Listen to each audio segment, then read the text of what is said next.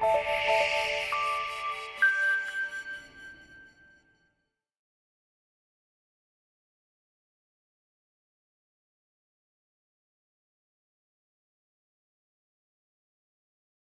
the 5th of March, the Chinese government announced the defense budget for 2014, which amounted to around $132 billion, and that's a 12.2% increase over 2013. I think it's obviously a remarkable rate of growth, especially compared to some of the declining budgets we're seeing elsewhere in the world. But I think it's also worth noting that the rate of increase has actually slowed down over recent years. Actually, at about the last 5 years has seen a rate of growth of around 11% a year, and that compares with 16 to 17% before 2009. So there is some slowdown. That said, 2014 is actually the fastest rate of growth we've seen since 2011. So for the first time we've seen it increase as a share of total government expenditure since 2006. So that is, some indication that the government is reprioritising defence. The other element to consider here as well is that the official budget is thought to understate total defence expenditure. It excludes elements such as military pensions, obligations, elements of R&D expenditure, foreign procurement, things like that. So if you factor in adjustments for those exclusions, then the defence budget, we believe, is closer to around $176 billion a year. And that's a 35% increase over those official figures. What I would say, though, is that as a share of GDP, defence spending in China tends to still be quite low. The Chinese government always states that their defence budget growth is kind of in line with economic growth, and the figures do certainly seem to back that theory up. And if you look at defence spending as a share of GDP, it's actually kind of fallen since 2009. It's now around 1.3% officially, 1.7% if you factor in those adjustments. And that really, in a global context, is fairly modest.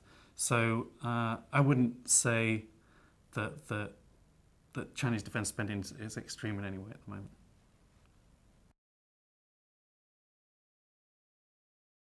Obviously, in China, where we have a military that employs over 2.3 million people, obviously personnel expenses are going to be a major element of spending in the defence budget. And around 55% of the defence budget is currently spent on personnel expenses. And we've seen, obviously, as the Chinese economy develops, we've seen wage pressures in the wider economy, and that reflects also onto defence. And so we've seen wage pressures in the military as well. We saw a 50% increase in military pay in 2009, and also indications that the pay continues to increase. So obviously in real terms, we are seeing major increases there.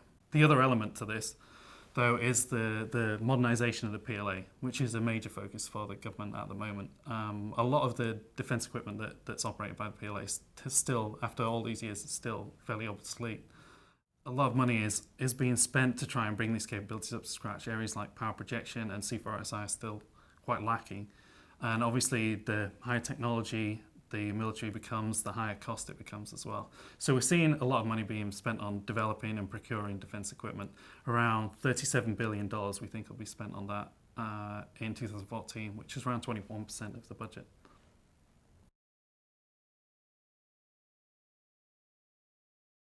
I think there's certainly signs of some concern among neighbouring nations when you look at their reaction to what's happening with Chinese defence expenditure.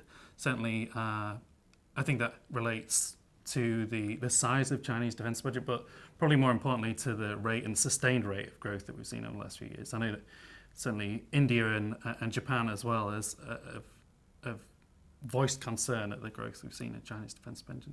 Japan has actually increased its defence budget over the last 2 years, and if you put that into the context of the decade before that, where we saw a decrease in defence spending for 9 out of those 10 years, then obviously there's some effect on what's going on in Japan at least. Also worth mentioning the US pivot to Asia, because obviously the wider strategic context there is the increased importance of Asia in a global context, but also the US seems to feel a need to balance the rise of China in Asia and provide some kind of stability to the region. Having said all that, there isn't really much evidence of any kind of arms race taking place in Asia at present. We're seeing defence spending largely static as a share of GDP, actually declining in a lot of cases, and defence budget growth tends to be more closely related to economic expansion than it does to any kind of knee-jerk reaction to what's going on in China. Also say that that it's not necessarily the defence budget in China that's causing these kind of these concerns. It's the combination of increases in defence spending alongside increasing assertiveness that we've seen from China recently. And I think that those feelings towards China can be characterised more accurately as mistrust rather than a feeling that China is any kind of genuine threat at the moment. And I think if we see any kind of increase in transparency from China, from a budgetary perspective, but also more importantly, probably from a strategic perspective, then I think that will serve to certainly allay some of the concerns of neighbouring countries.